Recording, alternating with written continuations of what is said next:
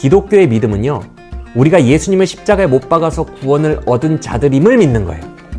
눈물을 흘리며 우리의 더러운 것을 그분과 함께 십자가에 못 박을 수밖에 없는 죄인이라는 것을 깨닫는 것이 믿음입니다.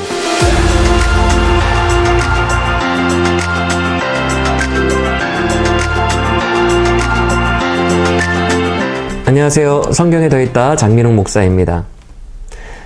여러분 혹시 전도할 때나 복음 설명할 때 이런 경험 없으셨어요? 예수 믿으면 구원받고 천국 갑니다 했을 때 상대방이 예수 믿는 게 뭔데요? 라고 물어보면 당황했던 기억 말입니다. 그러면 멍해지잖아요, 순간. 우리가 스스로 묻지 않습니까? 그러게, 예수 믿는 게 뭐지? 이러면서 말입니다.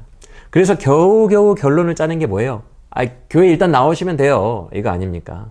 왜 이런 일이 발생하죠? 구원을 얻는 믿음이 뭔지 나조차도 명확하게 알지 못하고 추상적이기 때문에 그래요. 믿음 자꾸 그러는데 그 믿음이 명확하게 뭔지를 모르고 표현도 잘 안 되는 거예요. 특히 복음 전도 때요. 과연 구원을 얻는 믿음이라는 게 무엇일까를 고민하고 있는 오늘날의 우리에게 좋은 성경 본문이 있습니다. 바로 마가복음 5장에 나오는 혈루병 앓는 여인의 이야기예요. 오늘 이야기에 등장하는 혈루병 앓는 여인은요, 대단히 고통스러운 상황에 있었다고 성경은 말씀하고 있어요. 혈루병이라는 병은 이제 성경에서는 유출병이라고도 하는데 오늘날로 말하면 자궁 쪽에 있는 질병 같다고 말씀합니다. 중요한 것은 이 병이 율법으로는 부정한 병이었다는 거예요. 레위기 15장을 보면 유출병 걸린 여인이 접촉한 모든 것들은 다 부정해진다고 말씀하고 있어요. 그리고 그렇게 부정해진 물건에 다른 사람이 접촉하면 그 사람도 부정해진다고 말합니다. 즉 마치 무슨 전염병에 옮겨가는 것 같죠? 부정함도 전가된다는 거예요. 이렇다 보니까 이 혈루병은 비록 전염성 질병은 아니지만 사회로부터 격리되는 질병이 되고 말았어요.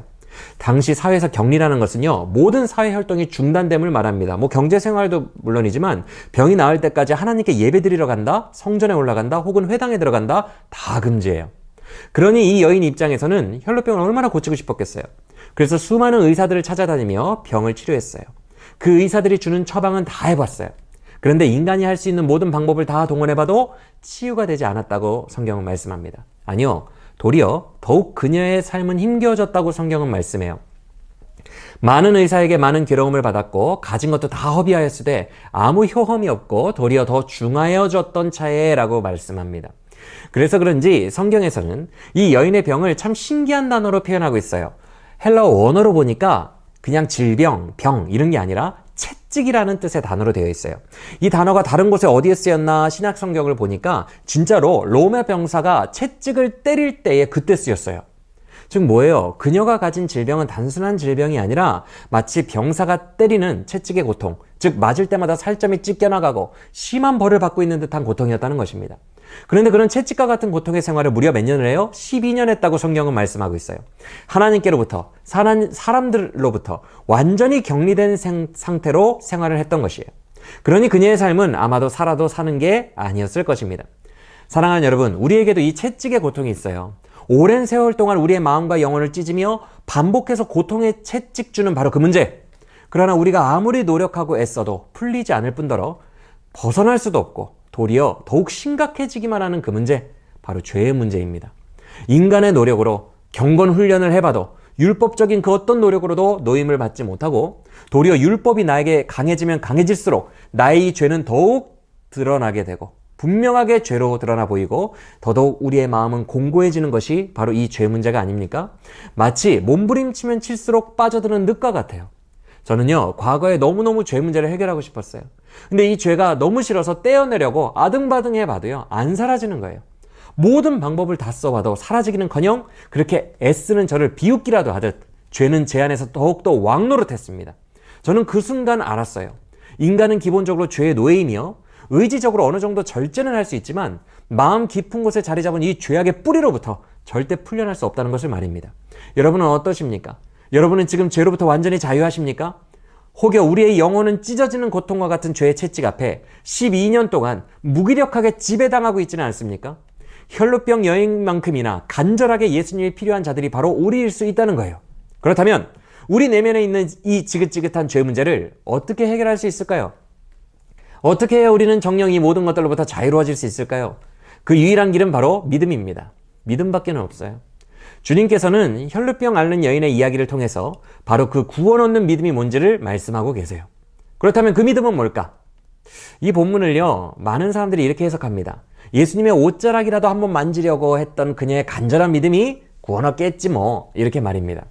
그런데 주님이 본문에서 우리에게 말씀하고자 하시는 믿음이 정말 그저 간절하기만 한 믿음일까?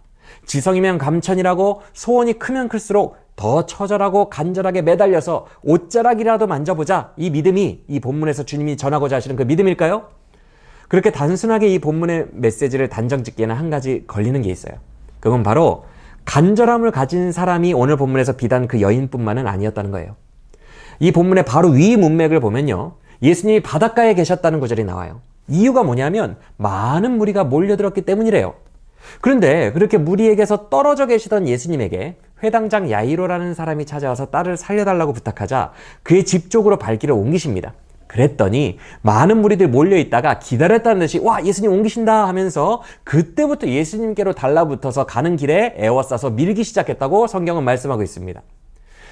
사실 예수님이 이렇게 사람들에게 에워싸인 고생을 하시기 이번이 처음은 아니에요. 오늘 본문이 마가복음 5장인데 마가복음 3장 시절부터 진작부터 이런 일들이 있었어요. 그래서 예수님은 3장 때부터 사람들이 에워싸 미는 것을 피하기 위하여 바닷가에 떨어뜨려서 배를 대놓고 그 위에 계시는 방법을 썼다고 성경을 말씀합니다. 그렇다면 사람들은 왜 이렇게 주님을 자꾸 밀고 에워싸요? 그 이유를 성경은 단 하나로 말씀해요. 이는 많은 사람을 고치셨으므로 병으로 고생하는 자들이 예수를 만지고자 하여 몰려왔음이더라, 이렇게 말이죠.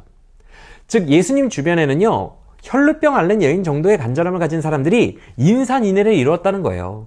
이 여인만 특별히 노력하고 간절했던 게 아니라는 거예요.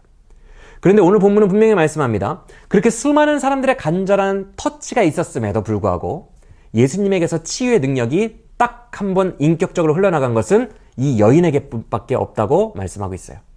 바로 혈루병 앓는 여인의 터치에서만 그 능력이 나간 거예요. 그럼 이건 뭘 말해요? 간절함이 곧 믿음은 아니다 라는 것을 말해요. 믿음은 노력이 아닙니다. 여러분, 죄사함의 자유는요, 간절함과 노력으로 얻는 것이 애초에 아니라는 것을 우리는 알아야 돼요. 기도원에 가서 기도도 해보고 경건훈련도 해봐요. 몸부림도 쳐봐요. 수많은 인파를 뚫고 들어와서 기어코 예수님의 몸에 손을 대보기도 합니다. 목숨을 건 갈급함이죠. 간절함이에요. 그런데도 해결이 안 된다고 말씀합니다. 모든 능력이 그들에게 다 나간 게 아니에요. 그들은 여전히 죄의 병 안에 놓여 있고요. 이 여인만 구원받았어요. 그렇다면 이 여인의 믿음은 뭐가 그들과 달랐기 때문에 구원을 얻은 걸까요? 34절에서 주님은 분명히 말씀하십니다. 딸아, 네 믿음이 너를 구원하였다, 이렇게 말해요.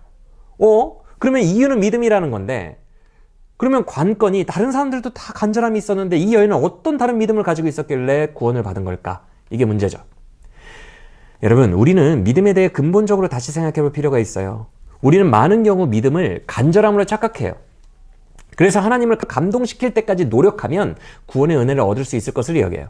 그런데 간절함은 웬만한 사람들 모두에게 있어요. 제자들이 오늘 이야기에서 주님, 지금 주님 몸에 손댄 사람이 한둘이에요?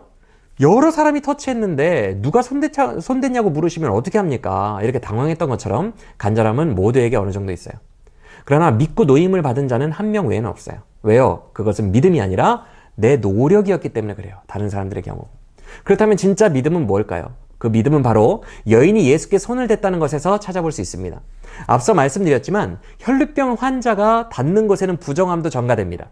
그래서 사회생활을 할 수가 없었어요. 근데 지금 그녀가 감히 누구의 옷을 만져요? 거룩하시고 흠이 없으신 예수님의 옷을 만져요. 그렇다면 예수님은 어떻게 돼요? 그 여인의 부정함이 전가되어서 예수님도 부정해지는 거거든요. 그런데 그걸 알면서도 그 여인은 예수님의 옷자락을 만졌어요. 다른 사람은 다 만져도 돼요. 그런데 그녀는 안 돼요. 양심불량이에요. 그런데 이 여인은 예수님을 몰래 만져서 부정함을 전가해버립니다. 그러면 왜 이렇게 나쁜 여인이, 양심 없는 여인이 오히려 혼자만 구원을 받는 반전이 일어날까요? 여러분, 우리가 오히려 염치불구하고 예수께 대하여 내 모든 죄와 무거운 짐을 전가하는 것이 오히려 믿음인 줄 우리는 깨달아야 됩니다. 그분이 너무나 고귀하시고 깨끗하시고 감히 나와 같은 자는 근처도 갈 수 없는 내 사모하는 거룩한 주님이시지만 그분께 나의 더러운 것을 다 드릴 수밖에 없는 것이 바로 우리의 현실이라는 거예요. 그분께 나의 더러운 것을 드려서 그분을 십자가에 내 손으로 못 박을 수밖에 없는 것, 그게 바로 구원입니다. 도저히 양심에 찔려서 못하겠다고요? 어떻게 그럴 수 있냐고요? 더 경건훈련 해봐야 되지 않겠냐고요? 더 쳐봐야 하지 않겠냐고요? 더 많은 의사를 만나보고 좀 더 노력해봐야 하지 않겠냐고요? 아직 교만한 것입니다. 아직 인간이라는 존재의 실체를 정확히 모르고 있는 거예요. 내 죄를 그분께 뒤집어 씌워서 그분을 십자가에 못 박지 않고는 내가 도저히 이 죄에서 노임을 받을 수 없는 존재적인 죄인임을 아직도 모르고 있는 것입니다. 그런데 더 놀라운 게 뭔지 아세요? 예수님은 우리 같은 죄인의 더러운 손으로 십자가에 못 박힐 것을 알면서도 이 땅에 오셨다는 것입니다. 아니, 그러려고 이 땅에 오셨다는 거예요. 도저히 예수를 못 받지 않고서는 구원받지 못하는 우리를 구원하시려고 작정하고 오셨다는 것입니다. 그리고 감히 양심 때문에 그 사랑을 받아들이지 못하고 두려워 떠는 우리에게 오늘 이렇게 말씀하십니다. 예수께서 이르시되 딸아 네 믿음이 너를 구원하였으니 평안히 가라. 네 병에서 놓여 건강할지어다. 주님이 뭐라고 하세요? 너의 병에서 이제 놓였으니 평안히 가라고 말씀하십니다. 너의 채찍에서 이제 놓였으니 평안히 가라고 말씀하세요. 그 채찍과 질고와 슬픔과 아픔과 징벌은 이제 누구에게로 옮겨가요? 예수님에게 옮겨갔어요. 그가 채찍에 맞음으로 우리는 나음을 얻은 것입니다. 오직 우리를 살리기 위해 이 땅에 오사 우리를 대신하여 십자가에 못 박히신 예수 그리스도, 우리가 그분의 손과 발에 못을 박은 거예요. 그리고 우리는 은혜로 구원을 얻은 것입니다. 요한일서는 이렇게 선포합니다. 사랑은 여기 있으니 우리가 하나님 사랑한 것이 아니요 하나님이 우리를 사랑하사 우리의 죄를 속하기 위하여 화목제물로 그 아들을 보내셨음이라. 이렇게 말입니다. 이 시간 분명히 기억하길 원해요. 기독교의 믿음은요, 우리가 예수님을 십자가에 못 박아서 구원을 얻은 자들임을 믿는 거예요. 눈물을 흘리며 우리의 더러운 것을 그분과 함께 십자가에 못 박을 수밖에 없는 죄인이라는 것을 깨닫는 것이 믿음입니다. 그런데 예수님은요, 그렇게 양심 없이 예수 공로만 의지하고 그의 옷자락을 만져 전가시키는 우리가 그렇게라도 구원받는 것을 너무나 기뻐하신대요. 거룩하신 예수님 죽이고 내가 구원받은 건데 아버지는 그렇게라도 구원받으면 저 하늘에서 그 한 사람이 구원받을 때마다 기뻐하신다고 말씀하십니다. 세상 어느 천지에 이런 사랑이 있습니까? 우리가 이 사랑을 믿는 순간 곧 우리 안에 있는 혈루의 근원이 마르게 되는 줄 믿으시길 바라요. 우리를 옥죄고 있던 모든 죄의 권세가 떠나가게 돼요. 내 주 예수에 대한 사랑만 우리 안에 충만하게 돼요. 왜요? 바로 우리가 믿는 그 순간 예수님의 보혈의 능력이 그에게서 우리에게로 나오기 때문입니다. 오늘 본문에서 나의 능력이 그녀에게 나갔도다 라고 말씀하시는 것처럼 말이에요. 우리가 말하는 예수 믿어 구원받는다는 믿음은요, 이렇게 처절한 거예요.